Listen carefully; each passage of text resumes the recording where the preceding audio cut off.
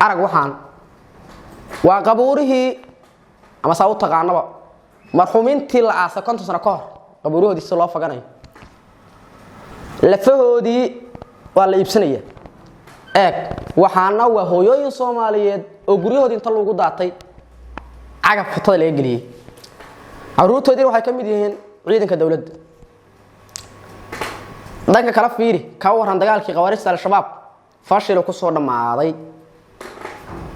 intaas in kale oo ka badan halkan ku soo bandhigeen markii aan arkay waxaan ka sameeyay tix yar oo kooban oo aan ula fariistay maskax degan ila dhageysta xasanow xilkan ku dhiibanay oo kugu xurmeeynay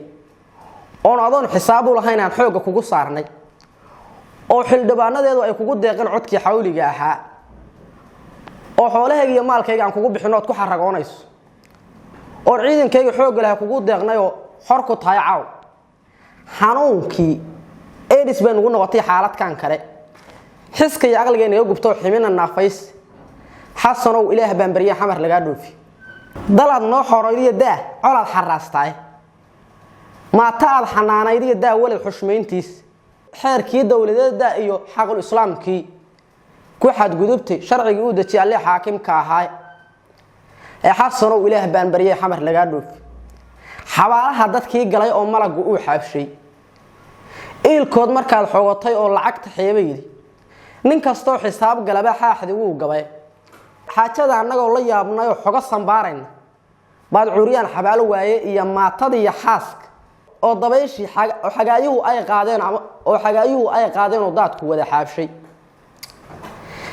xogaa biliisanta uu soo dirtay bala xaraamaysan baad xoolahooda iyo maalkii soo dhaca tirsoona wada xaabshay xasanow ilaah baan bariya xamar laga dhoofi afka laga xabgeeyaa iyo xiskaba laga duqeeyaa xibnahana la laalaabiyo indhaha laga xanjeeyaa xaq islaam wixii xuna dunyadan ma xaragoodaan adduunyada ma xarafsadana aqrana waa naar xanuun badan xisaabtii aqira waad ilowdo lacag baad xeebi leedahay xasanow ilaah baan bariya xamar laga dhoofi xeer wacan siyad wuxuu nagu dhaqaba aqirkii kuman xabaalgee xabad liifa ninkii ay dishanax mala xusuus weyn xoolahaaga ninka dhaca hayoon xoogna kugu dhaamin oo birina xilki ka tuuga haya ku xanuun badan xasanow ilaah baan bariyan xamar laga dhoofi xuduudaha hadii aad marto